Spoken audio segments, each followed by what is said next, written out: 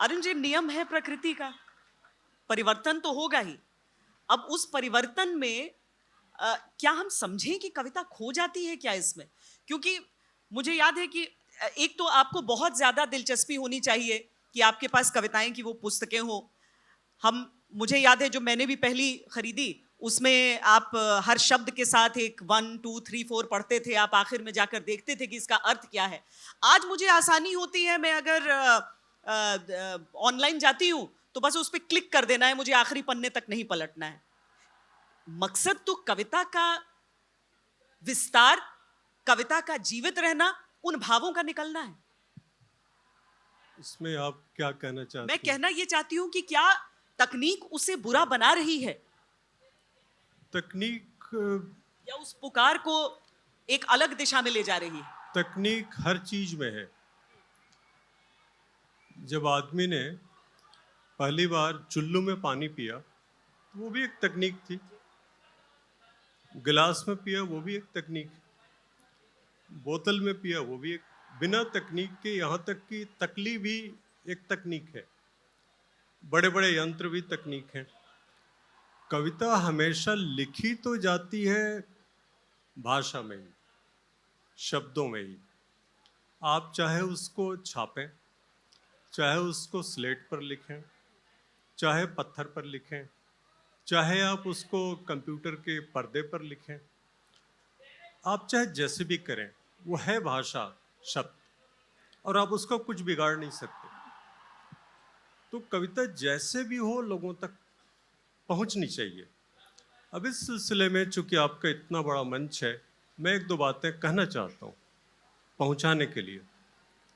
हिंदी में मेरी इच्छा ही ये रह गई कि मैं किसी अखबार के पहले पन्ने पर कभी भी किसी भी कविता को छपा हुआ देखूं।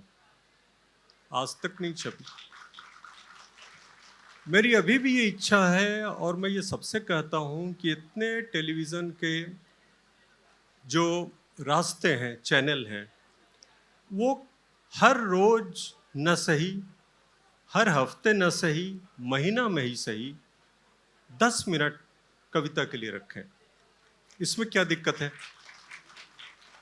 और मैं ये नहीं कहता कि आप समकालीन कविता को वहाँ रखा जाए। आप बड़े कवियों को रखिए। आप महाभारत वाल्मीकि से ही शुरू करिए, भक्ति काल के कवियों को रखिए, छायावाद के कवियों को रखिए, और तब हमसे पूछिए कि क्या हो रहा है। अभी तो उनको कोई अवसर नहीं है। निराला की कविता को लोगों तक पहुंचाने का क्या साधन है आज हमारे पास? किताबें तक नहीं है। कभी भी किताबों से वो कविताएं निकाल दी जाएंगी। इसलिए सवाल ये नहीं है कि वो सोशल मीडिया या लोकप्रियता, नहीं, कविता लोगों तक पहुंच नहीं रही है। जो महान कविता है तो क्या पहुंच रहा है? अब महाभारतकार ने कहा था, व्यास ने, कि मैं दोनों हाथ उठाकर कहता हूं और मेरी बात कोई नहीं सुनता। तो किसकी बात? तो कौन सी चीज लोगों तक पहुंच रही है? जो ऐसी चीजें जो दोयम दर्जे की हैं, जिनमें कला नहीं है, जिनमें कोई गहरी जीवन दृष्टि या जीवन बोध नहीं है, न कोई नया अनुभव है, न कोई नई बात है, वो चीजें जल्दी लोकप्रिय होती हैं। उनको कराया जाता है लोकप्रिय। आप सोचिए कि जो रुपए हम सब की जेब में हैं, उन पर गांधी जी की तस्वीर है। अब जिसके पास 1 रुपया भी है वो गांधी जी को जानता है। तो लोकप्रियता ऐसे बढ़ती है। मेरा अभी भी कहना है कि भारत सरकार को चाहिए कि हर रुपए पर कविता की पंक्तियां छापे। तमिल कवि सुब्रमण्यम स्वामी की, माफ करिएगा, तमिल कवि वल्लतोल की, मलयालम कवि वल्लतोल की, तमिल कवि वेल्लूर की, सुब्रमण्यम भारती की, रविन्द्रनाथ ठाकुर की, तुलसीदास की।